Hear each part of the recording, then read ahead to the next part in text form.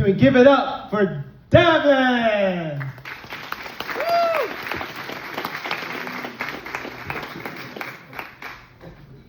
What is up, Medina? I was funnier when I was a baby. Give me a moment. My name is Devin Hogan. Give yourselves a hand for coming out to see some comedy tonight instead of seeing the Sabres. And let's see if I can actually do 20 minutes or if I'm going to have a solemn ride back to my apartment tonight. And I just want to get this out of the way, that if I linger a little too long after jokes, don't feel motivated to laugh longer. I'm just trying to pad the time for my set, and I'm also trying to get some photos. Perfect. All right, have a good night. No, I'm kidding. All right. So, you see those home opener tickets? They started at $600 for the nosebleeds, and I've been late on rent for like 6 months, but sure, let me fit my rotund self into a smaller seat so I can see Josh Allen tear his ACL in the first quarter. That is not an omen. That's just me trying to be sporty. This is my second time doing a set at the Sacred Heart Club. Things are worse when you do them the second time, because have you ever had a second day at work? All you know how to do is clock in and be in the way. I hate coming twice during sex. Because in my experience, it feels like the people look at me after like they hate me, or they start falling asleep, and their eyes are closed, so I'm just like, oh, they're really getting into it. But then I just hear a little, and it's like, oh, I gotta shake them awake. And it's like, oh, no, you're just so sexy that I fell asleep. And then the cycle continues until you break up, and then you start writing comedy bits about them.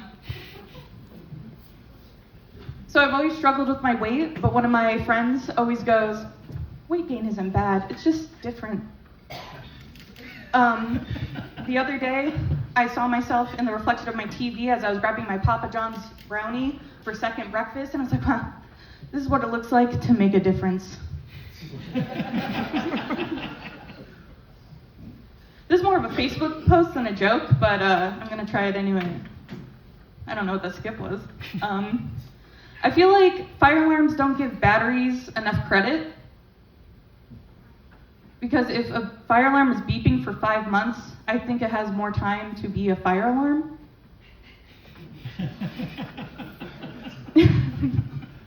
I think it's a big conspiracy theory with big ladder and big broken arm, and it's too tall, I'm scared, I'm calling my dad.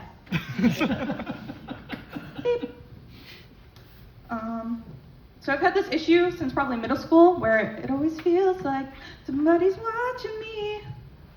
It's more fun when you sing it, and I'm happy that some people laughed at that, because when I tell a professional, they don't say anything, they just start typing faster.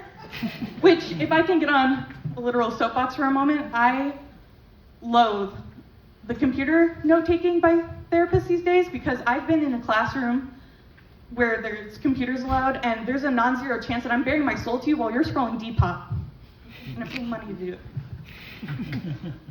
So I'm paranoid is what I'm getting at. I think with the introduction of Snapchat, I became acutely aware that anyone could be filming at any time. So I've been trying to combat it, because there's this concept called dressing for the male gaze. Obviously, I'm afflicted. You pander to some sort of guy, I guess. But I take it a step further, where I visually perceive that there's someone literally watching me get dressed, so I'm just like, hope this looks good. Hope my double chin isn't in the way. So lately I've been doing something called Winnie the Fupa, where you just strap a sports bra on and you walk around in your room and you're just like, all right, get a load of this. And this is a mental image that you all wanted, I'm so sure.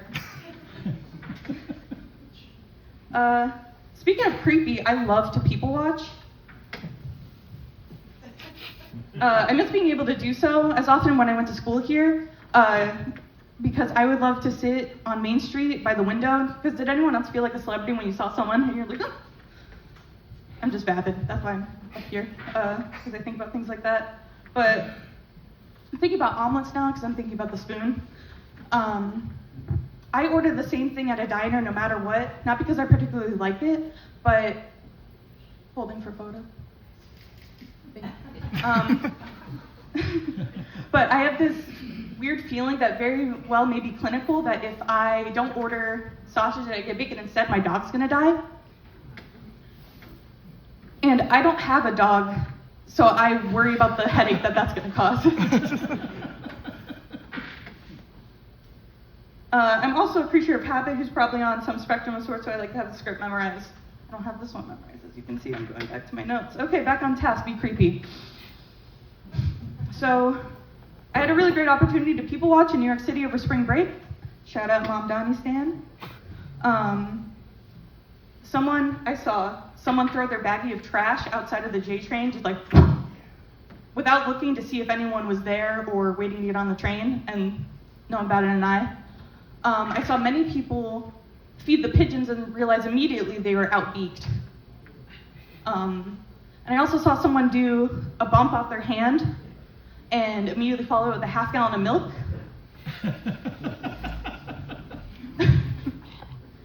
Thank you, Dad. But I think they call them the city milk and cookies, and I bet it helps with the heartburn, the milk at the end. Milk and cookies. Yeah, New York City was nice. I was originally going to ride down with my roommate, but we got separated. She was getting off at Schenectady. I can't say it. I don't know why I put it in there. But we were separated, but I bet it's better that we kept it to simple pleasantries like good mornings and not acknowledging the snoring or violent sobs that we heard the night before through the walls. On the Uber ride to the train station, she did acknowledge that in the 8 months we had lived there, which we'd probably spoken about 10 minutes total, that she heard me snore the entire time that we were living together, and that felt really great. But it made me get really primed to appreciate public transportation, because I just got a job. Woo! Back to my feelings. Washing dishes, which my kind are inclined to do. Now, is that internalized misogyny or internalized Hispanophobia? You be the judge, probably both. But I have to take 2 buses and a train to work for a 15-minute commute. I don't know what I need to do politically to make that different. Maybe drive a car, support the DMV. But, so I had my first bus altercation, and it was so exciting. Let me tell you about it. So, picture this. You're at the last leg of your stop, and you see it, the 34 train. It stops 10 feet away. You're like, this is it. Google has me sorted. This is the right bus. I go to step on. I get sandwiched in the door. And she goes, the bus driver, she goes, with very strong bangs, she goes, this is not the bus stop. I was like, I'm sorry. I thought this was the 34 bus. She was like, can you read? And I say, kind of. And she goes, you have to go to the bus stop, this is the drop-off location. She vaguely gestured 5 feet away, and I was like, okay, see you in a minute. 5 minutes has passed, and she pulls up. I get on, my ticket kind of doesn't work, and she goes, it's okay, baby. And I was like, okay, now what are we doing? Now I'm confused. I thought you hated my guts. We sit down. I sit down, she's already seated. It is a tense ride down Niagara Boulevard. I get off and she's like, have a good day at work, baby. And I think I'm in love with her. I like the back and forth. So speaking of love, is anyone in here married? Is anyone? Yeah? Yeah. What's y'all's names? Mike and Kathy. Mike and Kathy. How long have you guys been married? Seems like a lifetime. 24 years. Oh, wow, that's awesome. What is the secret to being married for 24 years? You know what? He's too kind. That sounds like a match made in heaven, because I tend to date quieter people. You jumped right in and Yeah. I didn't get a chance to say a word. Oh, I'm the same. I'm the same. So I tend to date quieter people, which is great because I talk incessantly, which is good for my hobbies. But I have anxiety about talking too much, which I fear that I have right now, but I bet only 5 minutes has passed and I'm stressing out about the time. So I'm padding it with this internalized monologue. Okay, but back on track. So I look at my beloveds with big wet eyes, and I'm just like, am I talking to them? And they are scared of me, so they're like, no, of course not, please. And so the cycle continues, and we keep dating, and things are going well. But my grandmother is having a greater time dating than I am. She met a lovely man, and who she's now going steady with while square dancing, which is quaint and cute and vaguely racist if you look into the history, like all love stories we know and cherish. To describe her in a sentence, up until I was 13, because no one has told me otherwise, I thought she was Hillary Clinton, and we were her secret family. And to this day, I don't know where she was during Benghazi, and I have some questions, Kathy. She's not here. She texted me that she wanted to be here, and I was like, oh, that's nice. I also thought my uncle was Lionel Richie, but he was just tan with a mustache and just happened to not be at the family gathering that Lionel Richie was like. It was like a Thanksgiving where he was doing Brick House, and I was like, that's Uncle Mike. I've heard him play guitar once. You know what? I kind of think he might still be Lionel Richie. He just hasn't told me. This one is more of a confession than a joke, but my therapist booked out for next month. So Jen will hear this story in a month, I guess. So I was chilling on the throne. And I was like, you know what, I haven't looked down in a while. And good thing I did because, oh my God, there was a 4-inch bug on my chest. And so I did what every rational person does. I go, I forgot I was wearing a skirt. I shouldn't have done that. So the bug flies off into my pajama shirt on the floor. I'm like, this is great. This is not great, but this is about to be great. I was washing my shoes in the bathroom and I left them in here.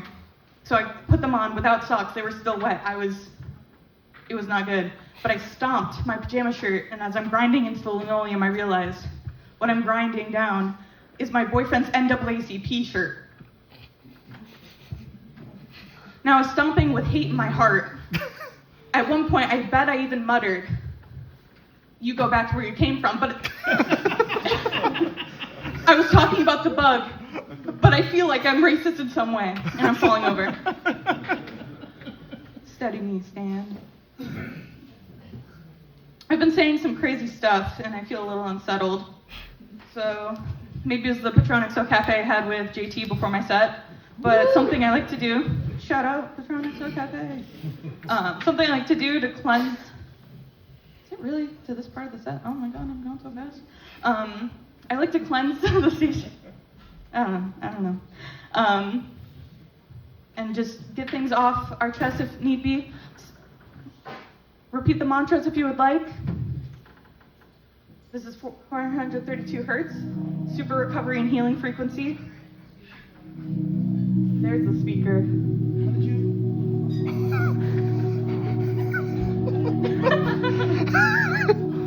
Okay. I did good today. I did good today. People didn't look at your fupa as you laughed at your own jokes. People did look at as you laugh at your own jokes. It's okay to still pick your nose at 26, right? Pick your nose at 26. You have the animalistic magnetism on stage akin to Stavros Halkias or another weird-looking comedian. I don't think I can repeat that one. That's okay. I shouldn't feel insecure that my father edits every photo he takes of me before he sends it.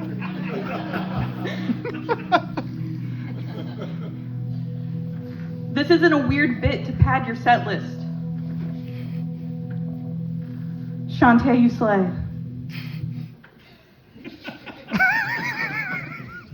How did you do that? Oh, you guys are still here? Thank you so much. This has been a much shorter set than I think I was slated for. My name is Devin Hogan. Give it up for yourselves again for watching some comedies tonight. Give it up for the other comedians. Good evening.